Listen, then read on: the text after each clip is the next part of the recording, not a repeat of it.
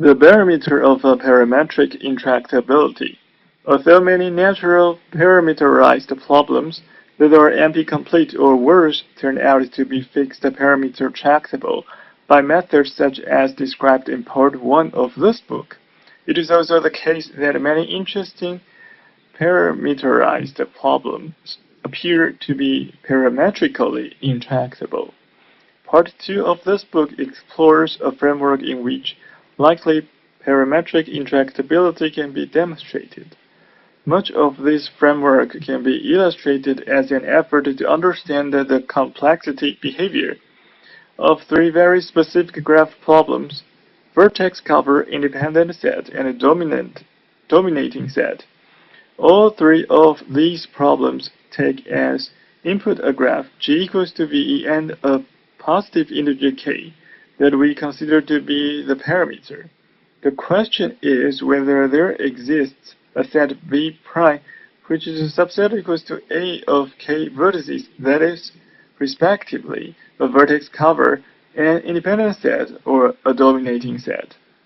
A vertex cover, as we have seen in discussing the data cleaning problem, is a set V prime of vertices such that every edge in G is adjacent to at least one vertex of V prime. An independent set is a set V prime of vertices such that no two vertices in V prime are adjacent in G. Equivalently, the vertices of V prime form a clique in the complement of G. A dominating set is a set V prime of vertices such that every vertex in G has at least one neighbor in V prime. These three properties are illustrated in Figure 1.5. All three problems are obviously solvable by the brute force try all k subsets algorithm that requires in time big O of n to the k. All three problems are NP-complete, and thus, from the classical point of view, they are essentially indistinguishable. At the time of the regions of parameterized complexity, it had been shown that for every fixed k, the k-vertex cover problem could be solved in time f of k times n cubed, and it was obvious to ask whether something similar could be done for the k-independent set and the k-dominating set. Given that the k-vertex cover is now completely well solved for k which is less than or equals to 70, this is still a very compelling question. Table 1.3 illustrates the difference between the current best algorithm for k-vertex cover and the current best algorithm for k-dominating set for various values of n and k. The best algorithm currently known for k-dominating set is still simply to try all k subsets, which requires time big O of n to the k plus 1. The means by which vertex cover was first shown to be fixed parameter tractable was suggestive, essentially a proof of fixed parameter tractability that is based on well quasi-ordering methods shown that for each fixed k, there is a finite number of forbidden substructures. For each of these, there is an big O of n cubed algorithm to determine whether the substructure is present in a graph. If none of the substructures is present, then the answer is yes. Otherwise, the answer is no. The natural question to ask is whether such methods might also apply to k-independent set and a k-dominating set, perhaps by means of some completely different well quasi-order than graph minors. There is no immediately available reason for considering this to be unlikely. It seems, however, that k-dominating set represents some fundamental wall of intractability where there is no significant alternative to trying all k subsets. The situation is highly reminiscent of the apparent wall of intractability that is located by NP-completeness. For example, in the case of three-set expressions on n variables, we presently know essentially no better algorithm. We presently know essentially no better algorithm than the one that exhaustively tries all 2 to the n possible truth assignments. The goal of fixed parameter tractability leads in an inevitable way to several flavors of a parametric problem reducibility, e.g. Turing and many wine reducibilities and others. The essential point in the definition of reducibility is that if problem A reduces to problem B, and problem B is fixed parameter tractable, then so too is A.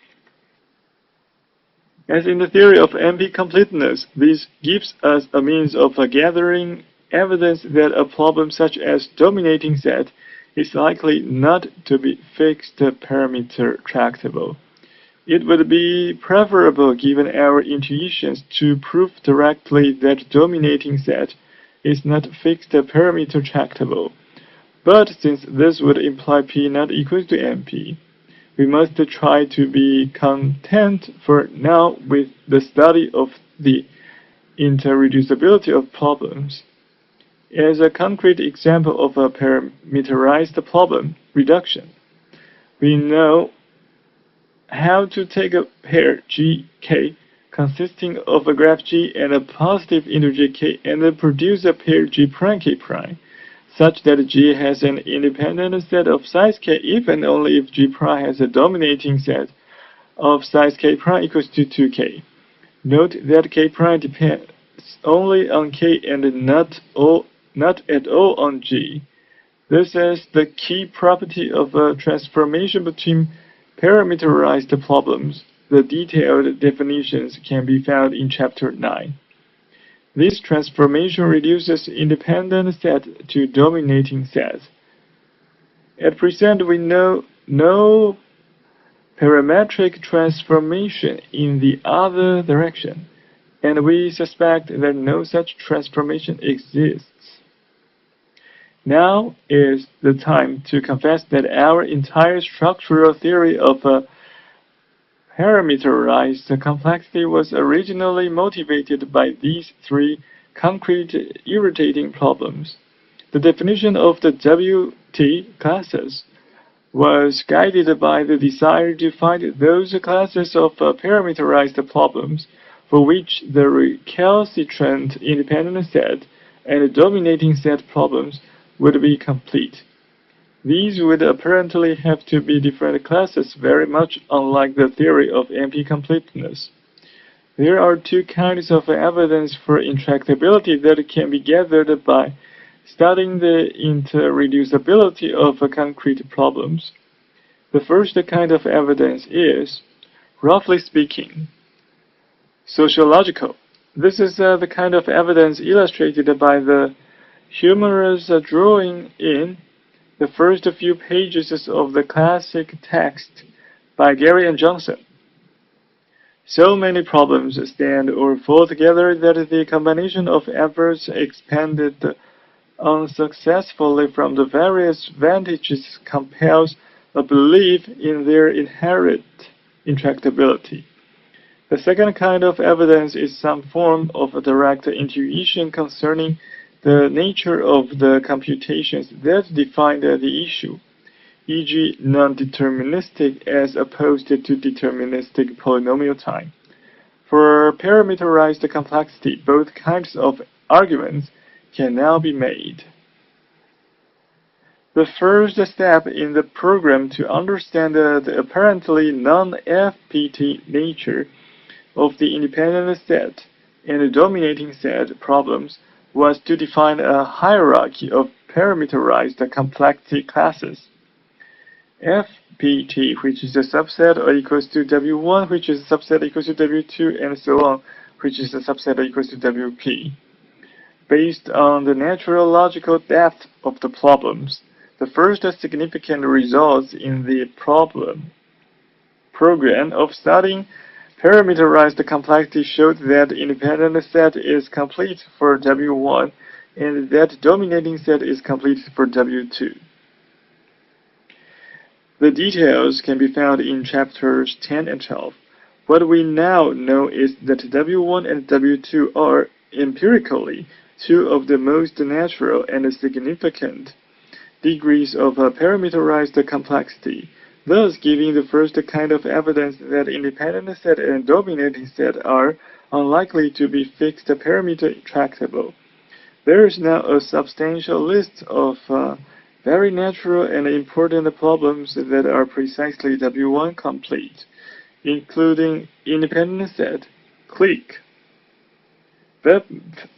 Rybnik-Chernanky's dimension, monotone query non-emptiness, i.e. monotone data complexity for relational databases, K-step derivation for context-sensitive languages, K-step square tilling, short post correspondence, and M-length common subsequence for K-sequences, LCS2. There is a similar list of problems that are complete for W2. The second kind of evidence that independent set and a dominating set are likely not to be fixed parameter tractable is provided by the following consideration. The most fundamental of the W1 complete problems and the parameterized analog of MP is the problem short non-deterministic Turing machine acceptance. Instance, a non-deterministic Turing machine M and a positive integer k, parameter k. Question: does M have a computation path accepting the empty string in at most k steps? If we fix k to be an arbitrary positive integer constant, e.g. k equals to 1, and consider the above problem classically, where the question is whether M holds in at most the size of M to k steps, then we have the defining problem for MP. A non-deterministic Turing machine is such an opaque and a generic object that simply does not seem reasonable that we should be able to decide if a Turing machine M holds in at most the size of M steps in time bounded by a fixed polynomial function, big O of the size of M to the C for some constant C. We may view the importance of a Cook's theorem to be in connecting ultimately the thousands of natural problems that are NP-complete with this central generic problem concerning non-deterministic Turing machines, thereby providing powerful intuitive evidence that these problems are not solvable in deterministic polynomial time. It seems to us that the same intuition suggests that short non-deterministic Turing machine acceptance is fixed parameter intractable.